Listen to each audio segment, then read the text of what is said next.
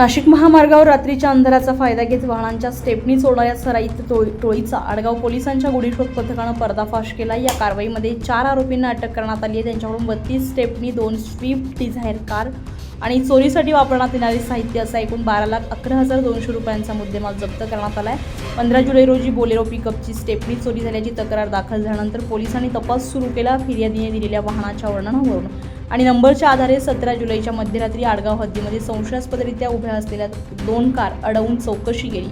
त्यावेळी 4ही आरोपींनी गुन्ह्याची कबुली दिली। ही कारवाई पोलीस आयुक्त संदीप कर्णिक, पोलीस उपायुक्त मोनिका राऊत आणि सहाय्यक पोलीस आयुक्त शेखर देशमुख यांच्या मार्गदर्शनाखाली आडगाव पोलीस ठाण्याच्या गुन्हेशोध पथकानं केलेली आहे। तर पुढील तपास पोलीस करतायत।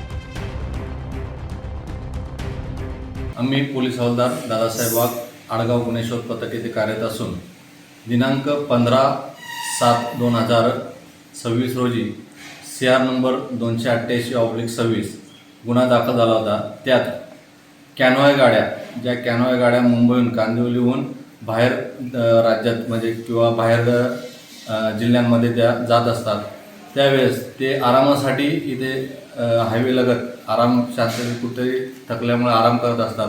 त्या आरामात झोपेच्या दरम्यान हे जे सराईत होते ते त्या गाड्यांचे स्टेपनी चोरी करायचे। असे बरेच प्रकार घडले होते। आमच्याकडे जो गुन्हा दाखल झाला त्या अनुषंगाने आम्ही तपास चालू केला।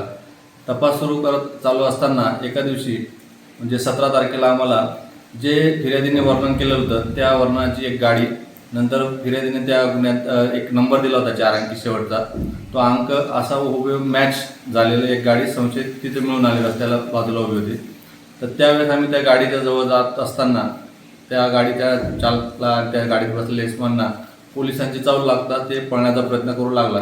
तर त्यावेळेस गस्तीदरम्यान आमचे DB मोबाईलमध्ये जे अंमलदार होते, मी स्वतः वाघ, तसेच पोलीस हवालदार इम्रान शेख, पोलीस अंमलदार सुमित शिंदे, शक्ती पेंढारकर आणि मोरे असे सर्व आम्ही एकत्र होतो। त्यावेळेस त्यांना ताब्यात घेतले। ताब्यात घेतल्यानंतर त्यांच्यासोबत अजून एक दुसरी वाहन जे स्विफ्ट डिझायर सेम त्यांच्याबरोबरच काम करण्यासाठी ते पण त्याच कामासाठी आलेले होते, ते त्यांना पण आम्ही ताब्यात घेतलं।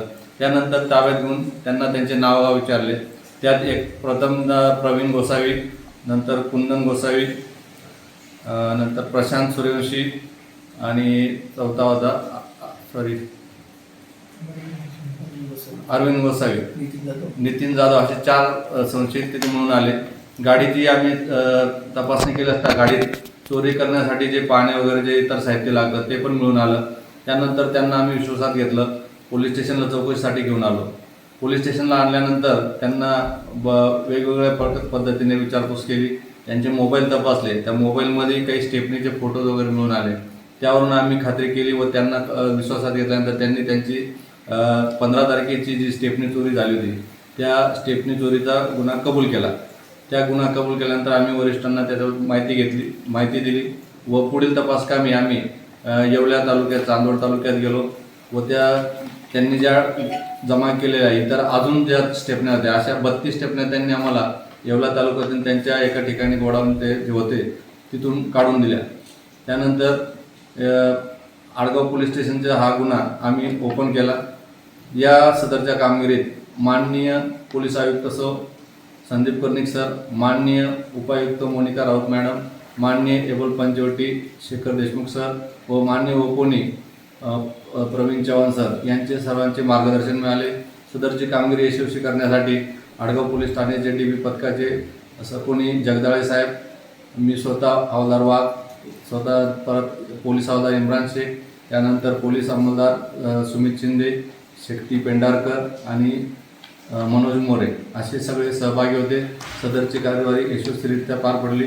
सदरच्या कारवाईत टोटल 2 स्विफ्ट गाडी ज्या 4.5 लाख प्रमाणे आपण अंदाजे किंमत लावून 9 लाखाच्या, त्यानंतर स्टेपनी 32 स्टेपनी होत्या त्या 3,11,000, नंतर पाण्याचे 100 टोटल 12,11,200 रुपयाचा मुद्देमाल आपण हस्तगत केला आहे।